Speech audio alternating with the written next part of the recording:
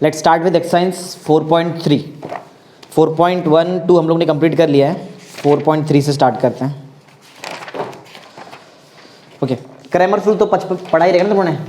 Cramer's rule 10th में पढ़ा ही था सब लोग ने, वैसे ही पूरा आज एक्सरसाइज पूरा क्रैमर्स रूल पे बेस्ड रहेगा ऑलमोस्ट।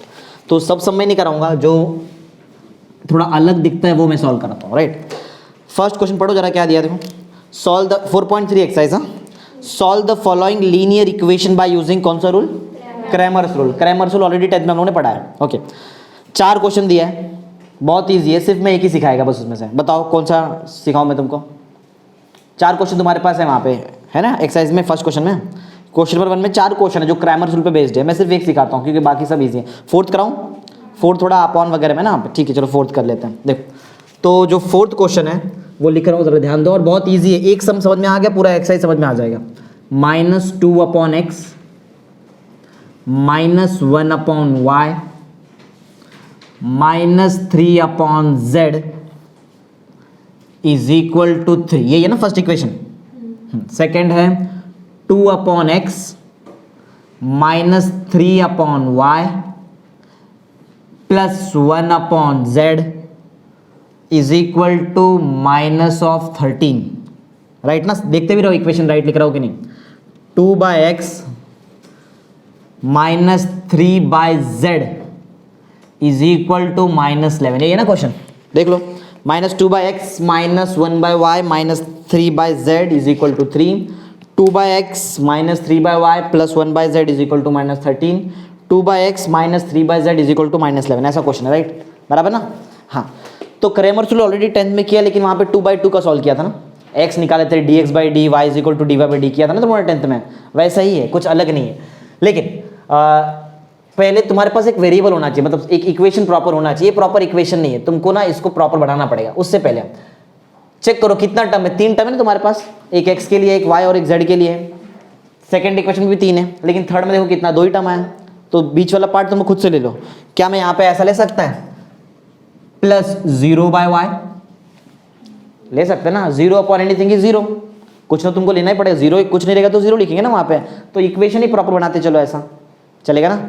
अच्छा, अभी सबसे पहले इसको प्रॉपर इक्वेशन बनाओ। प्रॉपर इक्वेशन बनाने के लिए ऑलरेडी ये चीज़ भी जो मैं भी कराऊंगा वो 10th में ऑलरेडी किया है। याद है जब ऐसा कुछ फ्रैक्शन आता था तो हम लोग 1/x को कुछ तो एज्यूम कर लेते थे वहाँ पे। 10th में किया है ना ऐसा, p एज्यूम करते, QR जो भी है, राइट। चलो वैसा हम एज्यूम करते हैं। स्टार्ट कर रहे हैं, यहाँ से हमारा सोल्यूशन स्टार्ट हो जाता है। ध्यान दो, सबसे पहले इक्वेशन में थोड़ा स्टैंडर्ड फॉर्म में करेगा। लेट करके हम लोग लिखते हैं कि 1/x को कुछ एज्यूम कर लेते हैं, p एज्यूम कर लेते हैं, चलेगा, थोड़ा इजी हो जाएगा ना इक्वेशन। फिर 1/y को बोलो क्या एज्यूम करूं, q ले लूं, और 1/z को r ले लेते हैं। सब स्मॉल लेटर में लेना है, समझा। चलो तो इक्वेशन चेंज करते हैं, आएगा चेंज करने। x y z नहीं लिखना चाहिए, क्या लिखना चाहिए, p q r। बोलो क्या लिखो बताओ, -2p। अरे 1/x हो गया ना, एक ही बात हुआ ना। नीचे वाला x जाएगा और डायरेक्ट p लिख देंगे उसकी जगह पे। आगे बताओ, -q।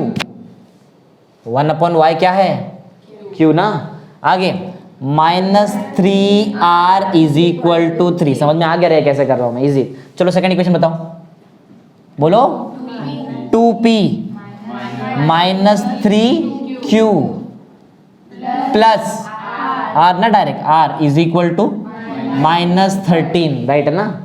हाँ, थर्ड बताओ, 2p प्लस 0q चलेगा ना। हाँ, आगे -3r इज इक्वल टू -11। समझ में आ गया, ये ज्यादा इजी है ना इसके कंपैरिजन में। लास्ट में हम लोग कर देंगे रीसब्स्टिट्यूटिंग the value of p q and r, हो जाएगा लास्ट में, कोई प्रॉब्लम नहीं है। समझा क्या किया पहला स्टेप। चलो अब हम लोग क्रैमर्स रूल यूज करते हैं। क्रैमर्स रूल ऑलरेडी 10th में किया है, मैं एक बार फिर से रिवाइज कराता हूँ।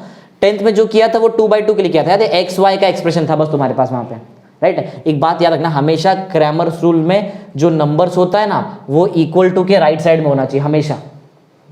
अगर कोई इक्वेशन तुमको ऐसा दिया है -2p q -q -3r -3 is equal to 0, तो वैसा इक्वेशन हम लोग क्रैमर्स रूल में नहीं यूज कर सकते हैं। नंबर हमेशा इक्वल टू साइन के राइट साइड में होना चाहिए, राइट है। चेक कर लो हर बार, देखो ऐसा कोई नंबर है क्या जो तुमको अंदर दिख रहा है इक्वेशन में, नहीं ना। हर बार इंडिविजुअल नंबर बाहर ही है, ऐसा ही होना चाहिए हमेशा। तो अगर ये नंबर तुमको अंदर दिया है -3 इज इक्वल टू 0, तो -3 को वो साइड लेके आ जाओ, +3 बना दो, फिर सॉल्व करो। समझा है? स्टार्ट करते हैं। देखो क्या क्या करते हैं हम लोग क्रैमर रूल में, जरा ध्यान दो। सबसे पहले हम लोग निकालते हैं डी, अगर तुमको याद रहेगा तो। याद है? सबसे पहले डी निकालते हैं, याद है ना? हाँ, डी कैसे निकालते हैं यहाँ पे ध्यान दो, शॉर्टकट वगैरह सिखाता हूँ प्रॉपर। देखो डी मतलब क्या है, पी क्यू आर का जो भी कोएफिशिएंट है वो लिख दो। किसका coefficient? P Q R, right है? ओके, तो बोलो पी का कोएफिशिएंट क्या है? -2। बोलो आगे क्यू का क्या है? -1 आर। हो गया फर्स्ट इक्वेशन। ये नहीं लेने का, ये वाला 3 नहीं लेते, डी में ये कभी नहीं आता है। आगे बताओ 2 पी क्यू आर नहीं आएगा इसके अंदर। हाँ, -3 1, कुछ नहीं मतलब 1 लेंगे। आगे बताओ 2 0 -3। इसको सॉल्व करने तुमको सिखाया ना मैंने फर्स्ट एक्सरसाइज में, ये आता है तुमको सॉल्व करने, डायरेक्ट करेंगे। फर्स्ट एलिमेंट सेलेक्ट करते हैं एज इट इज ना, रो गया कॉलम गया, राइट ना? जो बचा वहां पे क्या करते हैं हम लोग?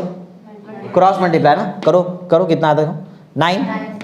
9 ना, 9 -0, राइट है? बराबर है? साइन चेंज करते ना, क्या आएगा? +1। रो डिलीट हुआ, कॉलम डिलीट हुआ, ये बचा ना ऐसा।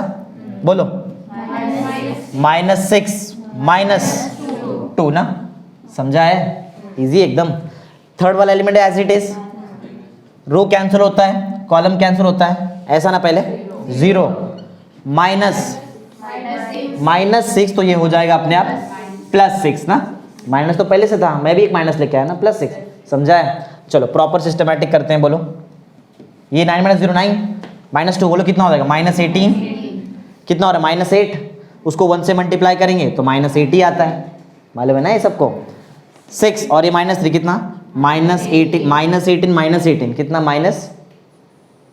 -18 कितना हो जाएगा? -36 -36 और -8 -44, बराबर ना? तो हमारा आंसर डी का कितना आया है? -44। समझा डी का आंसर कैसे निकाला मैंने? बोलो समझा है? डी मतलब डिटर्मिनेंट ऑफ डी, एक्चुअल में ऐसा बोलते हैं उसको। समझा है? समझा ना सबको? ओके चलो, तो ये हम लोगों ने निकाल दिया है। सेकंड, याद है सेकंड हम लोग निकालते थे dx, फिर dy निकालते थे, फिर x निकालने के लिए dx/d करते, y निकालने के लिए dy। मतलब में dx क्यों निकालते थे? क्योंकि उस टाइम पे तुम्हारा इक्वेशन x और y के फॉर्म में होता था। x और y के फॉर्म में इक्वेशन था, इसलिए तुम लोग dx निकालते थे और dy निकालते थे। अब देखो तुम्हारा इक्वेशन किसके फॉर्म में? p है तो dp निकालना पड़ेगा, q है तो dq निकालना पड़ेगा, r है ना तो dr। पहली बात तो तुमको जैसे 10th में dx और dy निकाला था, 2 से काम चलने वाला नहीं है, क्योंकि इक्वेशन में देखो ना कितना अननोन, 3 है ना, 3 अननोन ना, तो तुमको 3 बार निकालना पड़ेगा। d तो है, d को छोड़ के बता रहा हूँ। तुमको एक बार dp निकालना पड़ेगा, फिर dq निकालना पड़ेगा, फिर dr, उसके बाद p का आंसर आएगा dp/d। जैसे x का आंसर dx/d होता है ना, वैसे p का आंसर क्या रहेगा? dp/d। q का आंसर dq/d और r का आंसर dr/d। मतलब 3 और काम ऐसा और करना बाकी है, राइट है? चलो पहले क्या निकालू बताओ? dp निकालू, dp निकालू, dp। देखो बहुत इजी है dp निकालना, शॉर्टकट जरा ध्यान दो। ये डिटरमिनेंट दिख रहा है, इसको एज इट इज उठा के लिखने का, सिर्फ एक चेंज आएगा। p का कॉलम दिख रहा है, ये p का कॉलम है ना, चेक करो p का कॉलम है, देखो -2 2 2 -2 2 2। क्या निकाल रहे हैं वैसे बताओ? हम लोग dp निकालने वाले हैं। dp निकालने के टाइम पे ऊपर वाला डिटरमिनेंट एज इट इज लिखते, सिर्फ p का कॉलम हटा दो, इसके जगह पे इक्वल टू के राइट साइड में जो भी नंबर है वो लिख दो। समझ में क्या बता रहा है? यही किया था ना 10th में। dx निकालने के टाइम पे x को कॉलम हटा देते हैं हम लोग, उसके जगह पे जो इक्वल टू के राइट साइड में जो भी नंबर होता है वो लिख देते हैं ना, यही करते हैं। चलो यहाँ भी वही करने वाले हैं। बोलो एज इट इज जो चीज लिखना है वो ये पार्ट है ना। बोलो क्या क्या है? -1 -3 -3 1 0 -3। dp निकाल रहे हैं तो p का कॉलम हटा दिया, p के जगह पे इक्वल टू वाला नंबर लिखेंगे। बोलो क्या क्या है? 3 -13 -11। बोलो समझा है? इजी है ना? समझा है ना? फटाफट करेंगे। बोलो 3, राइट ना? कितना? 9 -0। समझ आ रहा है? Sign change +1। बोलो 39 ना, 39 माइनस +11 हो जाएगा वो। क्लियर है? एज इट इज बराबर ना, कितना 0 माइनस 33, समझा? अरे प्लस माइनस कर रहे हैं, कितना 27, 39 और 11 करो 50 ना, और इंटू 1 किया तो 50 आता है। 33 3 जा 99, माइनस माइनस प्लस हो जाएगा ना, प्लस में कितना आएगा प्लस 99, कर लो कितना, देखो प्लस करो, ये 99 में यहाँ से एक 1 ले लो, कितना हो गया 100 और 50 150, कितना बचा 26 ना, मतलब 120 नहीं 176, बराबर है, नहीं समझा? अरे यहाँ से एक 1 ले लो ना, 100 150, इधर 26 बचा था ना, फिर 26 और 150 कितना हो गया 176, बराबर ना, तो कितना आया आंसर 176। किसका आंसर मालूम नहीं? ये आंसर है डीपी, डिटरमिनेंट ऑफ डीपी का आंसर कितना है, डायरेक्ट डीपी लिखिएगा तो भी चलता है, कोई प्रॉब्लम नहीं है, डीपी ही लिखते चलो, क्योंकि डीपी मैंने खुद डिटरमिनेंट बोला है उसको, तो डी लिख दो, डीपी लिखो, चलता है। बोलो डीपी का आंसर कितना आ रहा है 176, समझा? ऐसा ही सेम बोलो, क्या निकालूं मैं अब, थर्ड स्टेप डी क्यू निकालते। अब बताएंगे ना डी क्यू निकालने के लिए क्या करना पड़ता है। जैसे डीपी निकालने के लिए मैंने पी वाला कॉलम डिलीट किया, उसके जगह पे इक्वल टू का नंबर लिखा, कहां से देख के? डी से देख के लिखते हैं हमेशा। ये वाले केस में डीपी को देख के लिखा रॉन्ग हो जाएगा, वापस किस में देखने का, डी में आओ और डी में देख के डी क्यू बनाओ, समझा? और जब मैं डी आर बनाएगा तो भी डी को देख के ही बनाएंगे डी आर, समझा है ना? हाँ ये ट्रिक है, छोटे छोटे चीजें भूल जाते हैं। चलो एज इट इज क्या आएगा बताओ, क्यू का कॉलम छोड़ के लिखो, क्यू का कॉलम छोड़ के, ये बीच वाला कॉलम ना क्यू का, -1 -3 0 -1 -3, ये क्यू वाला कॉलम नहीं लिखने वाला हूं मैं। बोलो बाकी दो बताओ जल्दी जल्दी, -2 -3 2 1 2 -3, राइट है। क्यू के कॉलम के जगह पे इक्वल टू के बाद वाला नंबर आएगा, बोलो क्या है 3 -13 -11, राइट है। फटाफट सॉल्व करते हैं, बोलो जल्दी बताओ, -2 39 माइनस प्लस में 11 ना, साइन चेंज, -3 बोलो -6 -2 एज इट इज -3 कितना -22, वो बन जाएगा +26 ना, बोलो समझा है क्या? समझना चाहिए। कितना हुआ 50 का डबल 100 ना, -100, समझा? -2 -6 -8 8 3 जा, और माइनस माइनस प्लस हो जाएगा ना, समझा ना? प्लस में कितना आएगा 4 26 -22 4, अरे बड़ा नंबर प्लस सा है ना, 4 आएगा, 4 × 3 12, और minus sign as it is लिख दूं -12, समझा ना सबको? -100 -12 कितना होता है -112, बराबर ना? ऑलरेडी 24 है, माइनस में 112 आएगा, तो अगर मैं 112 में से 24 माइनस कर दूं तो कितना, ये 12, राइट ना, और ये 10 कर लो, चलेगा ना, बराबर ना?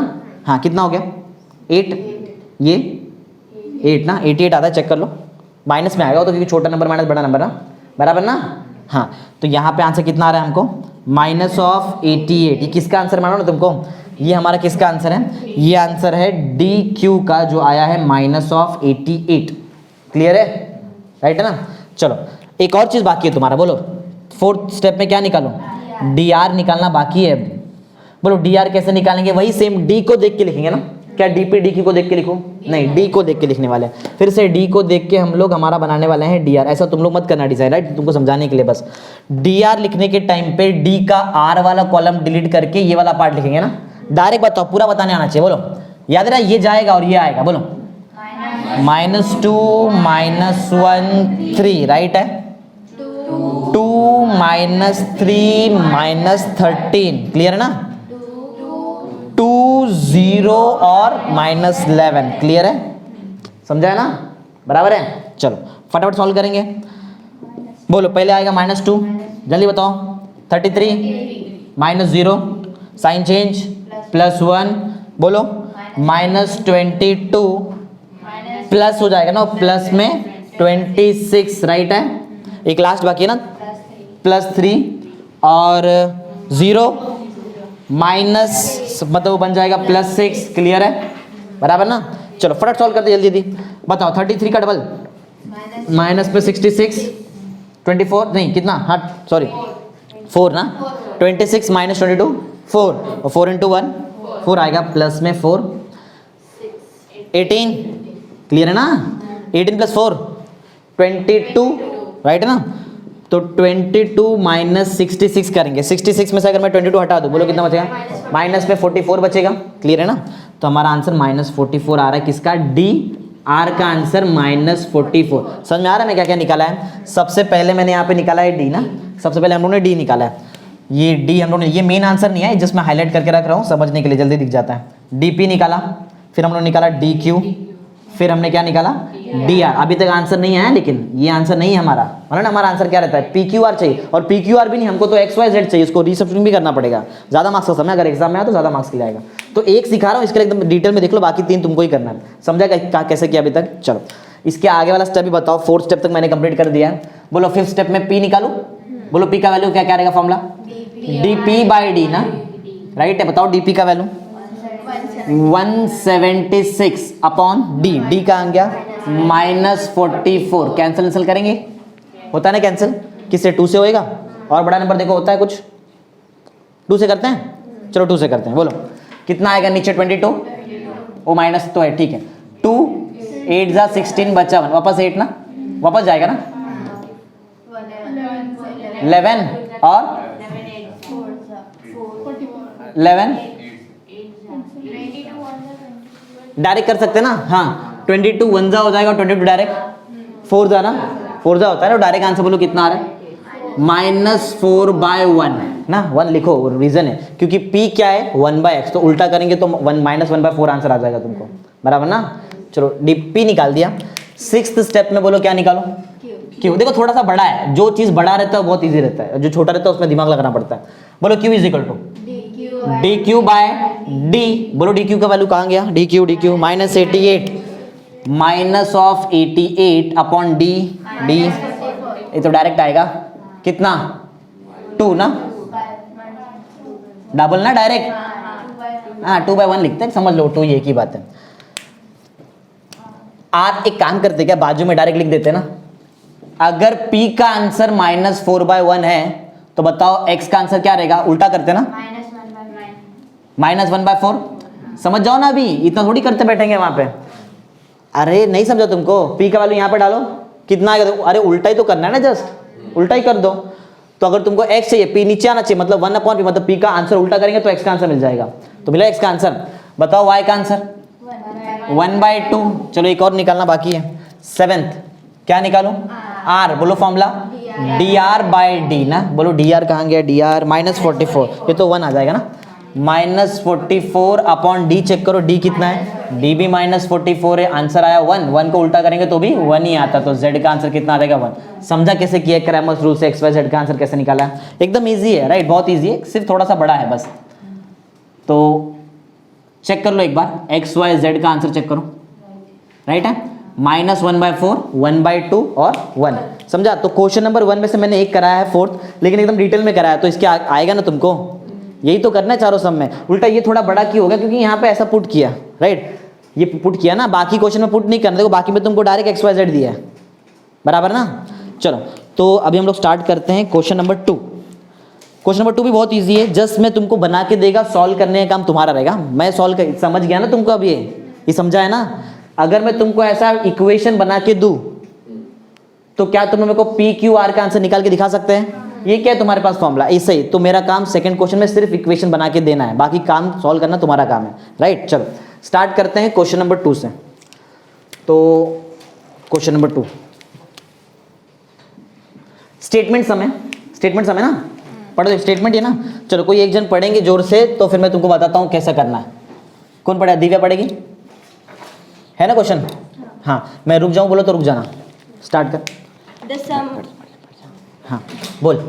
the sum of 3 numbers is 15. रुक जा। The sum of 3 number is 15. ये क्वेश्चन है, मतलब 3 नंबर को प्लस कर देंगे तो आंसर कितना आ जाएगा? तो इससे पहले बताओ कि वो 3 नंबर क्या है, पहले एज्यूम करना पड़ेगा ना। Let the 3 numbers be x, y and z। चलता है, चलो रुक जाओ, अभी आगे मत पढ़ो। बोलो क्या लेट, हम लोग क्या करते हैं? लेट द 3, ये मैं ऐसा 3 लिख रहा हूँ, तुम लोग समझ जाओ ना, THR वो लिख देना। लेट द 3 नंबर्स, बोलो क्या लो? Numbers be x, y and z। तुम्हारी मर्जी, PQR लेना तो PQR ले लो, चलता है ना। हाँ रुक जाओ, क्या बताया था तूने? The sum of 3 number is 15, मतलब तीनों नंबर को प्लस किया तो कितना आएगा? प्लस करो तीनों नंबर को, x plus y plus z, answer कितना आएगा? समझा कैसे बना इक्वेशन? मेरा काम सिर्फ इक्वेशन बना के देना है, क्योंकि तुमको इक्वेशन से सॉल्व कैसे करने का ऑलरेडी सिखा दिया है। समझा ना सबको? बोलो ओके। इसके बाद बताओ क्या करूं आगे? सेकेंड इसकी समझा ना यहाँ तक? बोलो आगे, आगे पढ़। If the second number is subtracted from the sum of first and third numbers, then we get 5. हाँ सुनो, इफ द कौन सा number? Second number. If the second number, ध्यान दो, इफ द सेकेंड नंबर मतलब y, if the second number is subtracted by, right है ना? Statement बोल के सिखा रहा हूं। If the second number is subtracted by the sum of first and third number, we get. Statement math समझ में आ रहा है? कोरिलेट करो दोनों को, समझा है ना? If the second number is subtracted by the sum of first and third number, we get 5। ऐसा ही है, रुक जाओ। लेकिन स्टैंडर्ड क्या होता है? एक्स वाई जेड आना चाहिए, तो प्रॉपर लिखो इसको। बताओ जरा कैसे लिखूं? एक्स माइनस वाई लिखूं पहले, फिर plus z is equal to 5। समझ में आ रहा है कैसे बना रहा है मैं इक्वेशन? बोलो यही मेन है, आगे तो कोई भी सॉल्व कर देगा, ये सबको आ जाएगा। ये मैंने इक्वेशन बनाना मेन है, समझ में आ रहा है ना? रुको, तो एक इक्वेशन हमारा ये है फर्स्ट इक्वेशन, ये सेकेंड इक्वेशन है। हाँ आगे पढ़। When the third number is subtracted from the sum of twice the first number and the second number, we get 4. हाँ, इफ द थर्ड नंबर ना, if the third number is Subtract. ऐसे ही किया था ना पहले मैंने। If the third number is subtracted by, फिर से माइनस कर रहे हैं, किससे सब्सट्रैक्ट कर रहे हैं बताओ? Subtracted by the Sum of twice the first. Sum of, मतलब बीच में प्लस, सम मतलब प्लस होता है ना। If the third number is subtracted by the sum of Twice the first. Twice the first number, मतलब फर्स्ट नंबर का double. Twice मतलब 2 टाइम्स ना। If the third number is subtracted by the sum of twice the first number and The second. The second number, we get 4। समझा कैसे बनाया mathematics equation से? Proper लिखते हैं, हटाओ ब्रैकेट वगैरह, बोलो क्या आएगा बताओ? 2x प्लस वाई, वाई पहले से अंदर ही ना, minus z is equal to 4। बोलो समझा कैसे बनाया मैंने 3 इक्वेशन? बोलो समझा है? तो क्या तुम लोग x y z का आंसर नहीं निकाल सकते यहाँ से? अभी तो सिखाया मैंने। बताओ d क्या रहेगा, जरा देख के बताओ मुझे, d क्या रहेगा? d ऐसा रो वाइज बोलो, रो वाइज d। अरे d ये वाला बता रहा हूँ, ये पूछ रहा हूँ, इसके अंदर क्या लिखेंगे तुम नंबर्स? 1 1 1, राइट है फर्स्ट रो में। सेकेंड रो में बोलो क्या लिखेंगे? 1 माइनस 1 1, क्लियर है? थर्ड रो में बताओ क्या लिखेंगे? 2 1 माइनस 1, क्लियर है?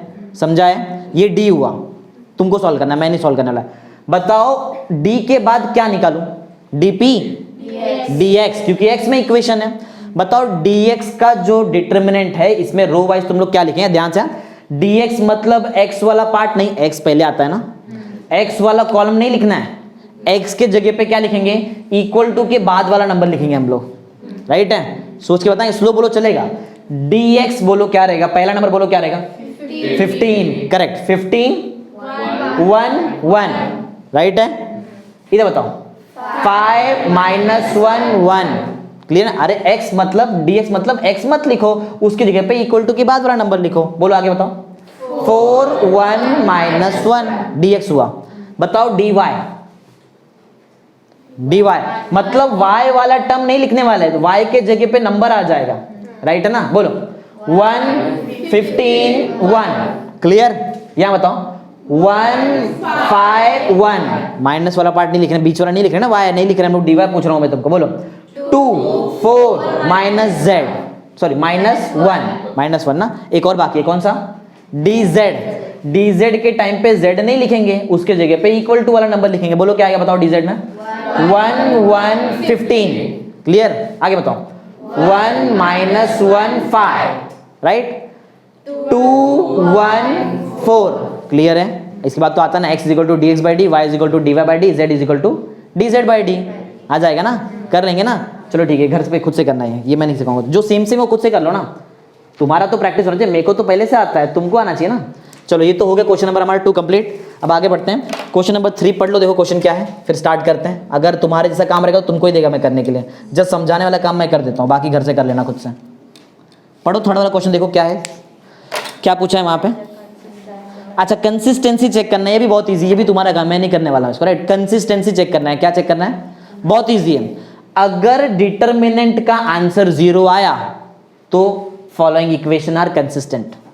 अगर ये डिटरमिनेंट डी का आंसर 0 नहीं आया तो नॉट कंसिस्टेंट। समझा? समझा कैसा है? सिर्फ चेक करना है कंसिस्टेंसी। डिटरमिनेंट का आंसर 0 आया तो कंसिस्टेंट, नहीं आया तो नॉट कंसिस्टेंट या फिर नो कंसिस्टेंट, जो भी रहेगा। समझा है? स्टार्ट एक, चलो एक कर देता हूं, फटाफट करूंगा, लेकिन बताओ तीनों में कौन सा इक्वेशन करूं? एक कंसिस्टेंट बता देता हूं, कुछ डिफिकल्ट, सब तो वैसे ही है वैसे। हाँ मैं ना तुमको कराता हूं ये थर्ड वाला, वैसे तीनों सेम ही है, थर्ड करा देता हूं, चलो करके दिखाओ थर्ड वाला। ओके, तुमको क्या बोला चेक करने? कंसिस्टेंट ना, कंसिस्टेंट चेक करना है। तो कंसिस्टेंसी चेक करने के लिए वो कैसे सॉल्व करते हैं, पहले मुझे बताओ वो तीन इक्वेशन क्या क्या है। और यहाँ पे थोड़ा सा अलग है, बस थोड़ा सा अलग है, लेकिन यहाँ पे जैसे मैंने डी लिखा था, राइट, जैसे डी यहाँ पे लिखा है वैसा डी वहाँ पे नहीं है, वहाँ का डी अलग है। देखते चलो, बताओ तुम पढ़ो जरा, बताओ क्या है। थर्ड बता रहे हैं ना, थर्ड बता रहे, ओके क्या है बताओ, थर्ड में क्या बताया तुमने? x plus 2y minus 3 is equal to 0, फिर 7x plus 4y minus 11 is equal to 0, 2x plus 4y minus 6 is equal to 0, right है? चेक कर लो, x 2y minus 3, 7x 4y minus 11, 2x 4y minus 6, और सब में 0 0 0 है। Start करते हैं, बोलो समझा कैसे? पता? देखो कंसिस्टेंसी चेक करने के लिए तुमको एक डिटरमिनेंट का आंसर निकालना पड़ेगा, और वो डिटरमिनेंट का अगर आंसर 0 आया तो कंसिस्टेंट, नहीं आया तो not a consistent, right. Start करते हैं। देखो कंसिस्टेंसी चेक करने के टाइम पे एक बात याद रखो, याद है ये नंबर डिटरमिनेंट निकालने के टाइम पे, डी निकालने के टाइम पे, क्या ये नंबर्स को मैंने इज इक्वल टू के लेफ्ट में रखा था कि राइट में रखा था? तुम्हारे पास कैसा है? तो हटाओ उसको वहां से, उसके बाद ही सॉल्व करेंगे। समझ में आ रहा है ये चीज? इसको हटाओ यहाँ से, इसको हम लोग राइट में लेके जाएंगे। तो बताओ इक्वेशन क्या बन जाएगा, बताओ। x plus 2y is equal to 3, बोलो। 7x plus 4y is equal to 11, 2x plus 4y is equal to 6। समझ में आ गया? बहुत ईजी, समझा है? कंसिस्टेंसी चेक करने के लिए कौन से डिटरमिनेंट का आंसर निकालना है वो भी देख लो। तुमको यहाँ पे फाइंड करना पड़ेगा, ये तो समझो मैंने पहले कन्वर्ट किया फर्स्ट स्टेप में, सेकंड स्टेप में एक डिटरमिनेंट का आंसर निकाल रहा हूँ, और अगर मुझे इसका आंसर 0 मिला तो कंसिस्टेंट लिख देंगे। अब वो डिटरमिनेंट क्या है वो देखो, x का कोएफिशिएंट लिखो, y का कोएफिशिएंट लिखो, कोई प्रॉब्लम नहीं, नंबर भी लिखना पड़ेगा ये केस में, राइट। याद है यहाँ पे नंबर नहीं लिखा था हम लोग ने, इधर लिखना है, लेकिन ये नंबर्स कहाँ पे होना चाहिए? राइट में, राइट में होना चाहिए, राइट है। चलो बताओ फटाफट क्या लिखूं? 1 2 3। अगर मैं ये लिखता तो रॉन्ग हो जाता, -3 मुझे लिखना पड़ता वहां पे। देखो ना यहाँ पे -3 था ना ये तो। सेकंड बताओ, 7 4 11, राइट है। 2 4 6, राइट है। चलो फटाफट जल्दी सॉल्व कर लेते हैं। 1 बोलो, 24 माइनस 44 माइनस 2 बोलो। एक मिनट समझा ना यहाँ तक? थोड़ा नीचे लिखते हैं तो हमको और स्पेस मिल जाएगा, और भी समझ हमको सॉल्व करना है। इसका मैं आंसर निकाल रहा हूँ, बोलो क्या बोल रहे थे? 1 कितना था? 24 minus 44 minus 2, 7 6 42 minus 22 plus 3 28 minus 8, right है ना। चलो फटाफट जल्दी सॉल्व कर लेते हैं, बोलो। 24 माइनस 44 माइनस 20 ना, माइनस 20, 42 माइनस 22 प्लस 20 आएगा ना। 20 इंटू वो पीछे का -2 माइनस 40, राइट है ना। 28 माइनस 8 23 जा 60 ना, प्लस में 60 ना, -40 माइनस 20 माइनस 60 प्लस 60 कितना? 1 कि 0 ना, 0 आएगा ना answer. Therefore the following equations are consistent। समझा? वो नीचे लिख दो, हाँ समझा ना कैसा है? Therefore the given equation, या फिर कुछ भी लिखना है तुमको लिख, the given, ये कोई पढ़ता नहीं, फिर भी consistent दिखना चाहिए बस वहाँ पे, और कुछ नहीं। The given equation are consistent। बोलो समझा सबको? इजी है ना एकदम? इजी तो है। तो ये क्वेश्चन नंबर 3 भी हम लोगों ने कंप्लीट कर दिया। क्वेश्चन नंबर 3 का मैंने थर्ड किया है ना, थर्ड क्वेश्चन सॉल्व किया, बाकी 1 2 तो तुम लोग खुद से कर ही लेंगे। इजी है ना एकदम, कर सकते हो, कोई प्रॉब्लम नहीं। चलो आते हैं नेक्स्ट क्वेश्चन पे। क्वेश्चन नंबर 4, क्वेश्चन नंबर 4 पढ़ दिया, क्या दिया है question number 4? Find K if the following equation are consistent. पहले से बोला है कंसिस्टेंट, समझो क्वेश्चन क्या है, पहले से क्या बोला है, द इक्वेशंस आर। अगर पहले से कंसिस्टेंट बोला है इसका मतलब डिटरमिनेंट का आंसर पहले से क्या है वो हमको मालूम, बताओ? 0। हमको पहले से डिटरमिनेंट का आंसर 0 ये मालूम हो गया है, क्योंकि क्वेश्चन में बोला कि वो कंसिस्टेंट है और वैल्यू किसका निकालना है, बहुत ईजी है तो हमारे लिए। चलो फटाफट सॉल्व करते हैं, स्टार्ट करते हैं। देखो क्वेश्चन नंबर 4, मुझे जस्ट कितना, 2 क्वेश्चन है ना, एक मैं करता हूँ, बोलो कौन सा करूँ? फर्स्ट कर दूँ? चलो फर्स्ट तो फर्स्ट, तो एक मैं करता हूँ, एक तुम्हारा काम रहेगा। बोलो फर्स्ट क्वेश्चन है क्या वैसे? 2x plus 3y minus 2 is equal to 0। फिर 2x plus 4y minus k is equal to 0। फिर x minus 2y plus 3k is equal to 0, right है ना? 2x 3y minus 2 is equal to 0, 2x 4y minus k is equal to 0, x minus 2y plus 3k is equal to 0, right है। Start करते हैं। Consistent पहले से बोला है ना, तो डिटरमिनेंट का आंसर 0 रहेगा। लेकिन अब तुमको करना है तो इससे ऐसा करो फिर लिखो। मैं डायरेक्ट इसको देख के भी ये बना सकता है, कर सकते हैं ना? जस्ट ये वाले नंबर को इधर रखो, इमेजिन करो और उसके हिसाब से लिखो ना, चलता है। तो मुझे बताओ किसका आंसर 0 है, इधर लिखेंगे पहले। Since the given equations are, कैसा है गिवन इक्वेशन? हाँ, इक्वेशन आर कंसिस्टेंट, ये पहले से कंसिस्टेंट है, इसका मतलब कौन से डिटरमिनेंट का आंसर 0 है? बोलो 2, बोलो 3, 2। समझा? -2 नहीं आएगा वहां पे, क्यों समझा ना? अरे नंबर वहां जाके फिर लिखते ना वहां पे। आगे बताओ। 2, 4, एक k है, अब z है ही नहीं ना, वो इसको थर्ड वाले पार्ट को एज अ नंबर एज्यूम करो, k लिखना पड़ेगा, k तो निकालने का है। अगर k लिखेंगे नहीं तो निकालेंगे क्या फिर तुम लोग? समझा ना? k तो पूछा है ना। बोलो इसको उधर भेजो और फिर लिखो, बोलो k, राइट। आगे बताओ क्या x 1 ना, इधर मत लिखना वैसे। 1 माइनस 2 माइनस ऑफ 3k, समझा? k लिखना है हमको, समझा? और आंसर पहले से क्या है ये हमको मालूम है, बाकी तो हमको सॉल्व करने आता है ना। फटाफट चलो जल्दी से बताओ। बोलो 2, बोलो क्या आएगा? बोलो -12k, राइट है? -2k और बीच में भी माइनस है तो प्लस 2k, राइट ना? साइन चेंज, -3 -6k, राइट है?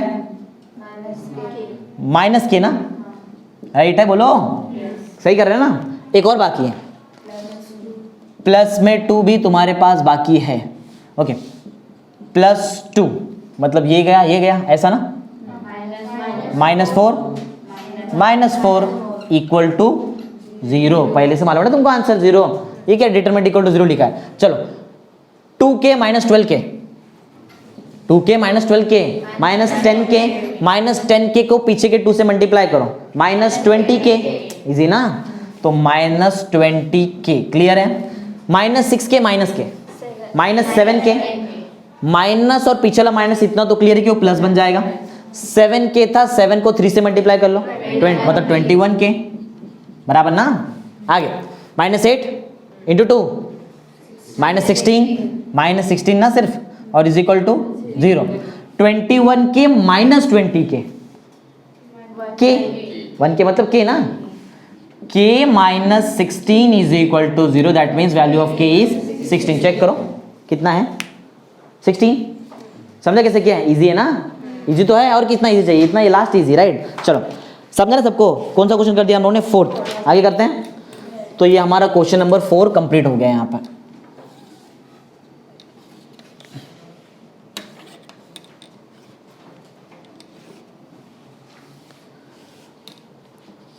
फिफ्थ क्वेश्चन है, चलो फिफ्थ स्टार्ट करते हैं। फिफ्थ में पढ़ो जरा, क्या बोला है, पढ़ो।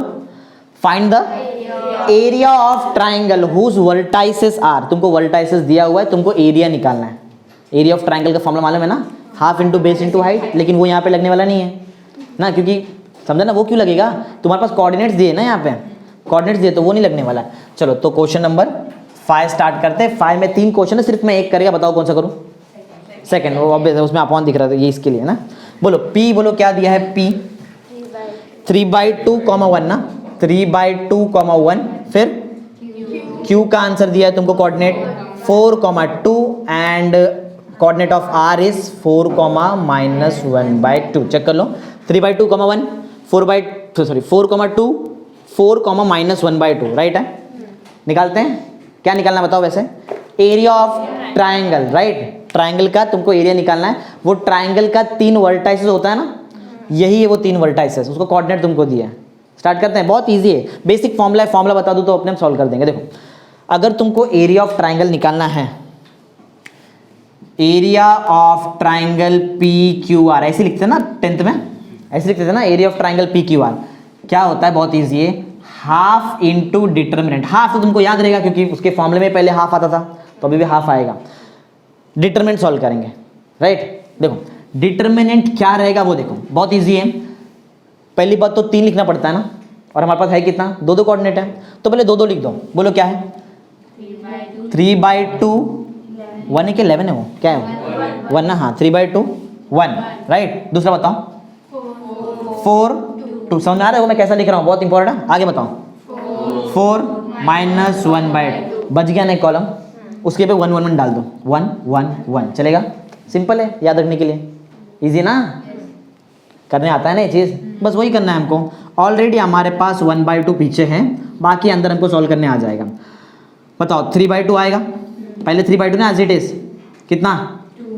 2 माइनस मतलब प्लस बन जाएगा प्लस 1/2. क्लियर ना? अरे अपॉन सॉल्व करने आता है ना सबको. ठीक है. -1 ये गया बोलो 4 -4. ये तो बहुत इजी हो गया. 0 हो गया एक बार तो डायरेक्ट. +1 बोलो -4/2. 4 इंटू माइनस, हाँ एक ही बात है कि वो -2 बन जाएगा बाद में. समझा ना?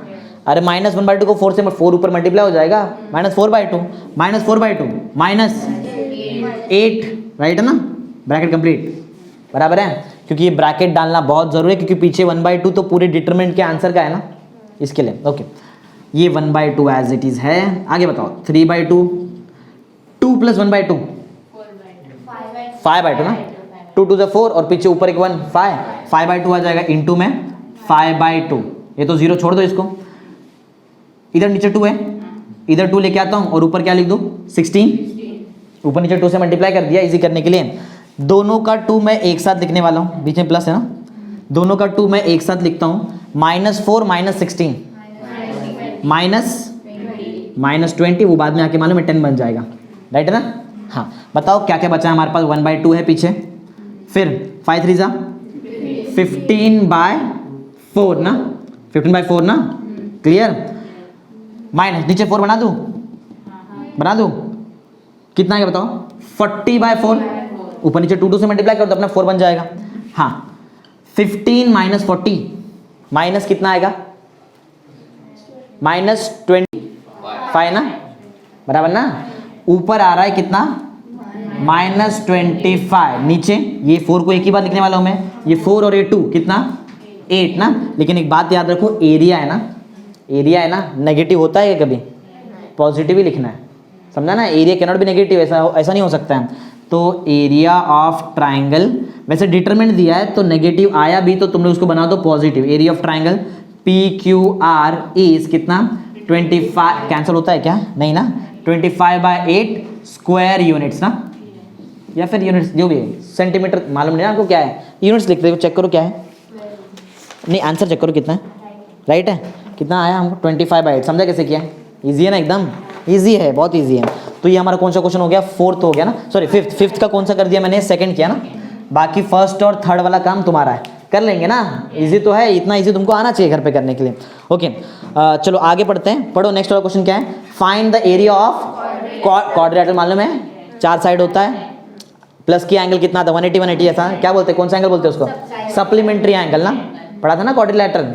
चलो ठीक है. ये 5th वाला क्वेश्चन हो गया. 6th बाकी है, 7th और 8th ना. चलो इजी इतना कुछ हार्ड नहीं. 8th वाला क्वेश्चन क्या है? कोलिनियरिटी. ठीक है चलो कर देंगे. 5th हुआ, ऊपर करते हैं. चलो 6th क्वेश्चन नंबर 6. ये एक ही क्वेश्चन है ना ये तो. और 4 कोऑर्डिनेट तुमको दिया है. बोलो क्या क्या है वो?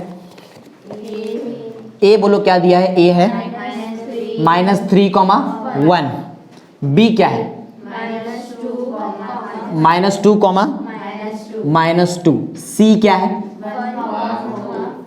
सी क्या है 1,4 दिया है 3, -1 ना 3, -1 है क्या, चेक करो। अच्छा उल्टा है तुम्हारे इसमें, उल्टा ठीक है, मेरे इसमें बुक में अलग दिया है। ठीक है, क्या दिया तुमको, सी दिया, तुम्हारे बुक में सी का वैल्यू दिया रहेगा 1,4 और डी का आंसर 3, -1। ठीक है चलो, तुम्हारे टेक्स्ट बुक के हिसाब से कोई प्रॉब्लम नहीं, बोलो क्या है बताओ। शायद हो सकता है वहाँ पे मिस्टेक भी हो सकता है, बोल नहीं सकते, ऐसा प्रॉपर उसको करो, कोऑर्डिनेट उसको अल्फाबेट चेंज कर दो, जहाँ पे डी है उसको सी कर दो, यहाँ पे सी उसको डी कर दो।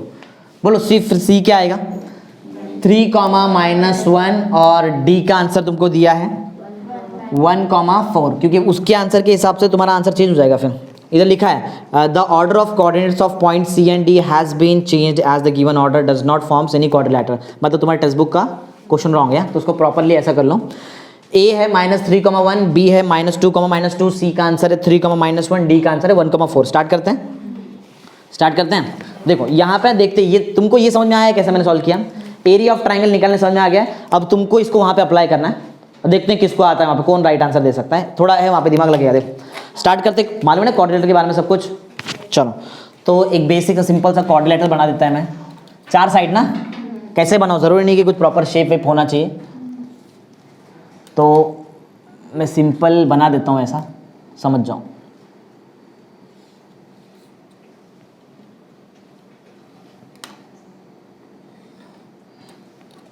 ए बी सी डी ऐसा लिखो, ए बी सी डी ऐसा लिखो, फिर ऐसा हूँ, कैसा हूँ, या फिर ऐसा स्टार्ट करो ए बी सी डी, कैसा लिखो बताओ, ए बी सी डी ऐसे चलेगा।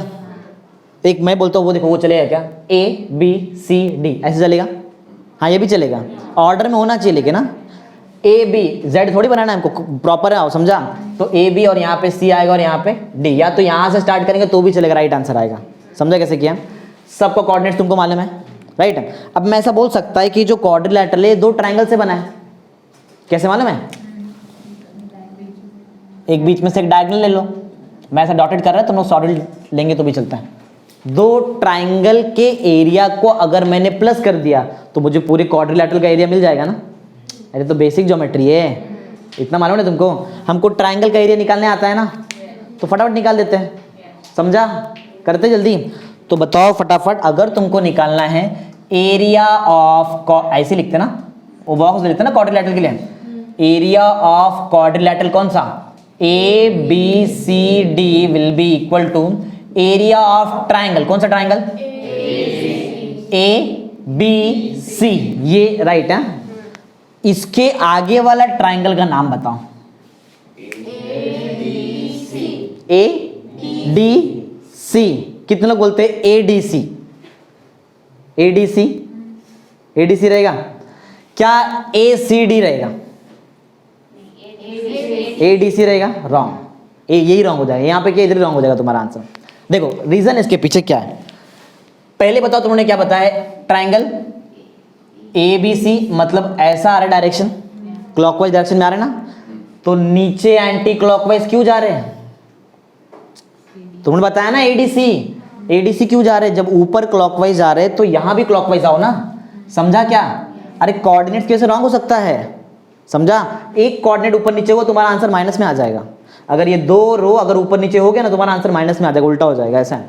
तो बोलो क्या लिखूं, ऐसा ही आना पड़ेगा ना हमको, समझा रीजन क्या मिस्टेक हो सकता है। तो मिस्टेक को देखो, बाकी तो सॉल्व तो कोई भी कर लेगा, इसको एरिया हमको निकालने ऑलरेडी आता है, समझा मिस्टेक क्या होता है वहाँ पे, घाई में एबीसी लिखते हैं एडीसी, क्योंकि हम लोगों ने अभी तक ऐसे किया ना, ऐसा प्रॉपर ट्राइंगल देख के लिखते हैं उसमें, राइट। तो समझा, बताओ क्या है बताओ, plus area of triangle A C D, समझ में आ गया, डायरेक्शन मैटर कर रहा है और कुछ नहीं, समझा।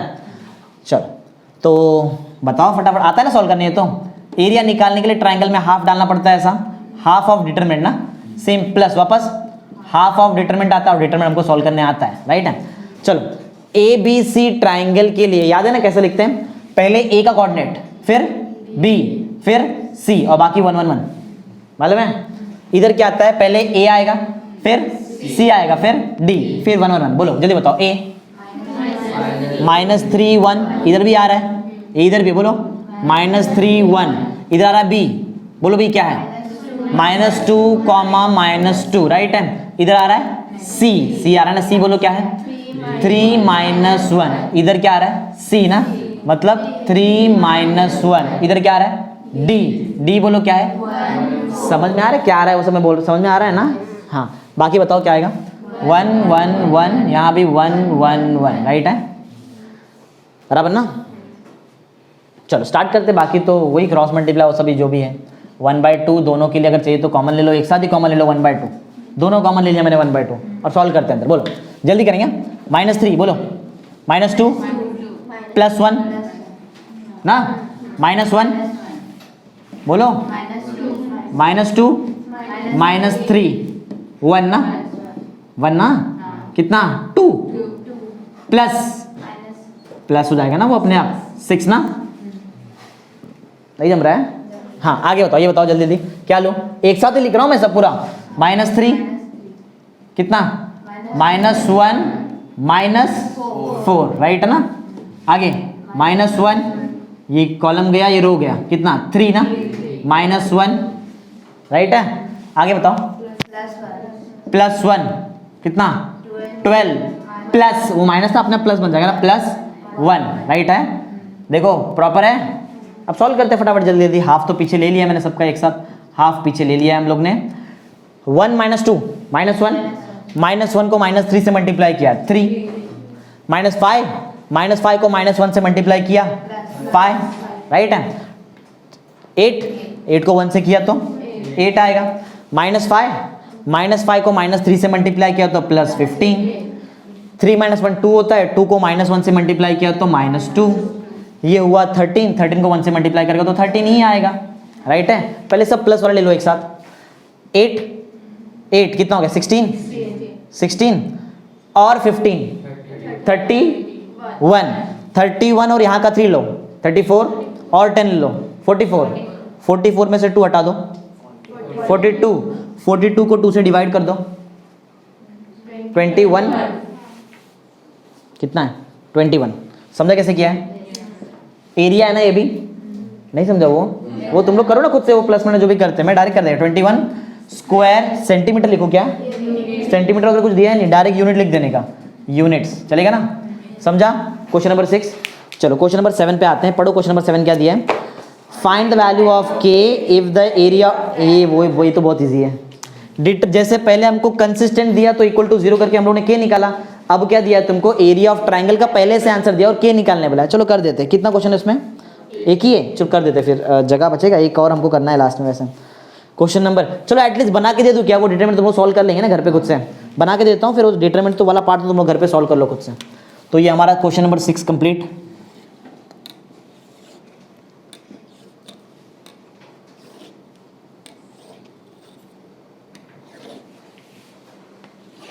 अभी कौन सा है, क्वेश्चन नंबर 7 ना। चलो क्वेश्चन नंबर 7 स्टार्ट करते हैं। तो क्वेश्चन नंबर 7 क्या बोला है, find the value of K if the area of triangle whose vertices तुमको दिया है ना, वर्टाइसेस दिया, बताओ जरा फटाफट वर्टाइसेस क्या है। P क्या है, K, 0, Q क्या है 2, 2, R क्या है 4, 3 और ऑलरेडी तुमको आंसर दिया है, कितना आंसर है 3/2 स्क्वायर यूनिट्स ना, ठीक है चलेगा ना।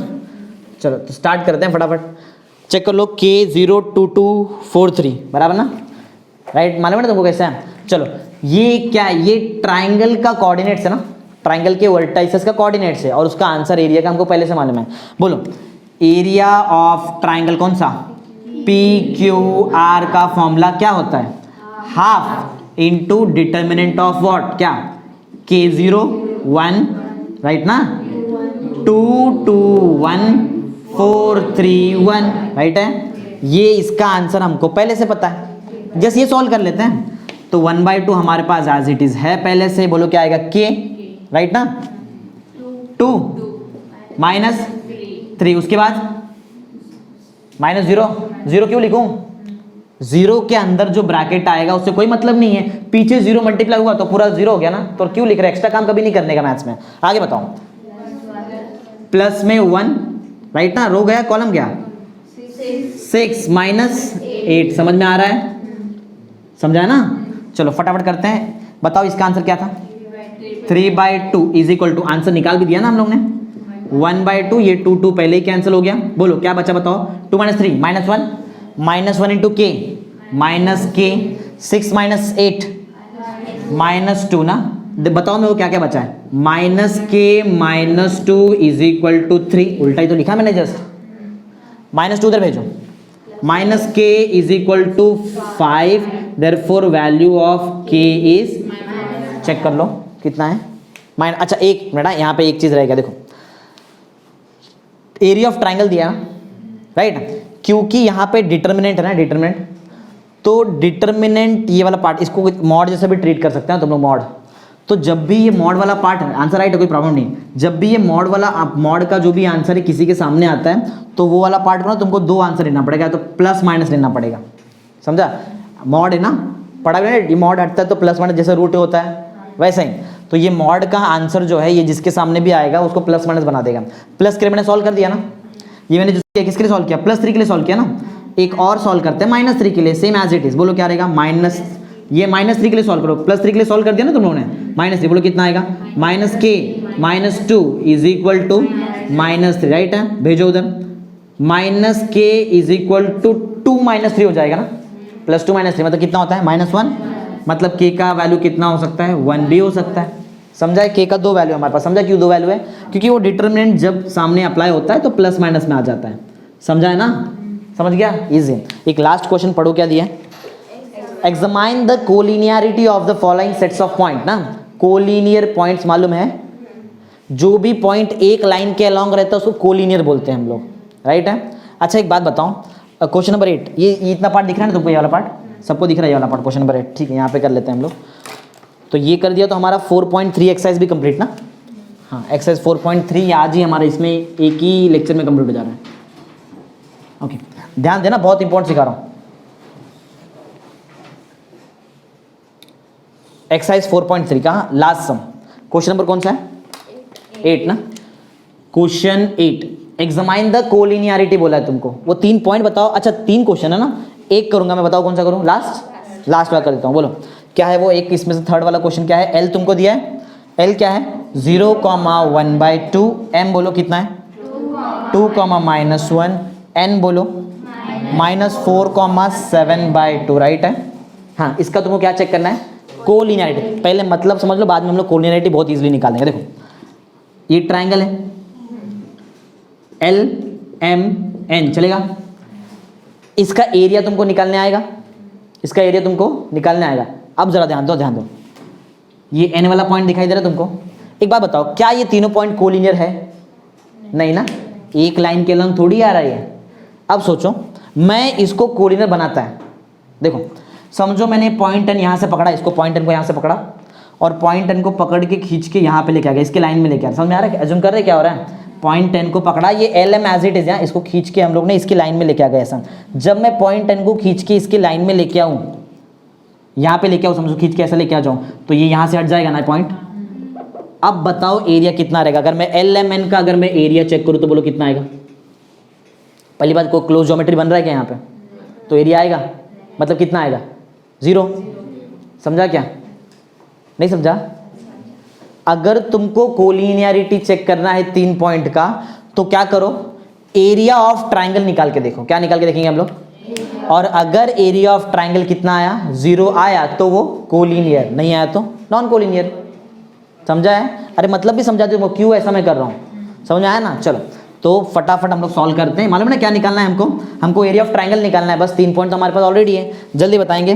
बोलो area of triangle L M N, बोलो कितना आएगा, हाफ इंटू डिटर्मिनेंट ऑफ, बता सकते हैं ना फटाफट, बोलो 0, 1/2, 1, 2 -1, 1, -4, 7/2, 1, क्लियर है, एकदम इजी। एक 0 आ रहा है, नहीं लिखते हम लोग 0, मालूम है ना, 0 के ब्रैकेट में जो भी आया गया वो। आगे बताओ क्या सॉल्व करो, माइनस की प्लस, माइनस ना साइन चेंज होता है, -1/2, बोलो ब्रैकेट में क्या आएगा 2, -4 मतलब +4 हो जाएगा, समझ में आ रहा है ना, बहुत इजी चैप्टर है, ध्यान दो एकदम अच्छे से।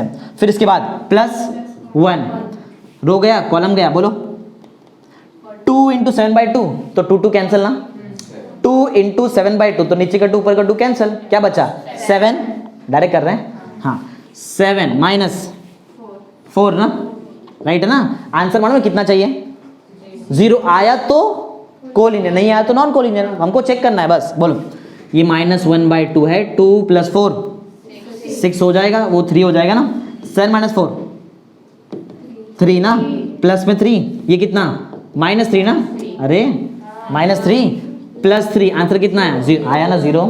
Therefore the given 3 points are collinear, समझा।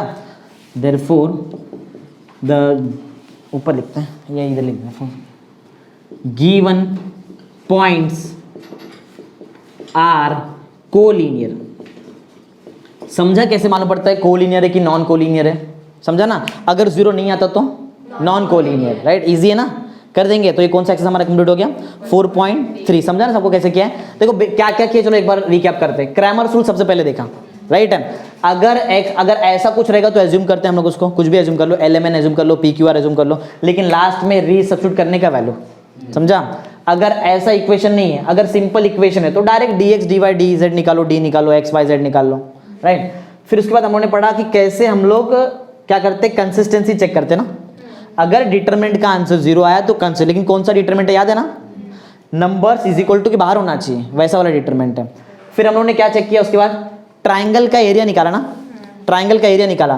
ट्राइंगल का एरिया कैसे निकालते मानो तुमको, हाफ इंटू डिटरमिनेंट ऑफ वो जो भी 3 कोऑर्डिनेट्स है उसका, और लास्ट वाले कॉलम में 1 1 1, राइट, ये किया। फिर उसके बाद क्वाड्रिलेटरल चेक किया, क्वाड्रिलेटरल में 2 ट्राइंगल आता है। मिस्टेक समझा क्या होता है, मोस्टली मिस्टेक पैटर्न नहीं देखते, एक बार जो डायरेक्शन में गए दूसरे टाइम वही डायरेक्शन में आओ तो आंसर राइट आएगा, राइट। और फिर हम लोगों ने यहाँ पे वही जो भी अभी किया ना, समझना कैसा है, एरिया दिया है उसमें से के निकालो, ऐसा बहुत सारा क्वेश्चन रहता है। फिर लास्ट में हम लोगों ने क्या चेक किया यहाँ पे, कोलिनियर, समझा। अगर तीनों जो भी है तुम्हारा एरिया ऑफ ट्राइंगल का आंसर 0 तो कोलिनियर, नहीं 0 है तो नॉन कोलिनियर, समझा ना। Okay, thank you.